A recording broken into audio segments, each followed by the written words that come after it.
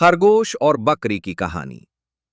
एक हरे भरे जंगल में एक तेज खरगोश और एक समझदार बकरी रहते थे। खरगोश को अपनी तेजी पर बहुत घमंड था। वो अक्सर कहता, मैं सबसे तेज और होशियार हूं, मुझे किसी की जरूरत नहीं। बकरी आहिस्ता चलती थी, कम बोलती थी, मगर बहुत अक्लमंद थी। एक दिन जंगल में सख्त गर्मी पड़ी। पानी के तालाब सूखने लगे। सब जानवर परेशान हो गए। खरगोश फौरन दौड़ पड़ा, मैं जल्दी से पानी ढूंढ लूंगा। वो तेजी में इधर उधर भागता रहा, मगर रास्ता भूल गया। थक कर एक दरख्त के नीचे बैठ गया। इधर बकरी ने जल्दी नहीं की। उसने पुराने रास्ते याद किए और पहाड़ी की तरफ आहिस्ता आहिस्ता चल पड़ी। कुछ देर बाद उसे एक छोटा सा चश्मा मिल गया। बकरी ने पानी पिया और खरगोश को ढूंढने चली गई।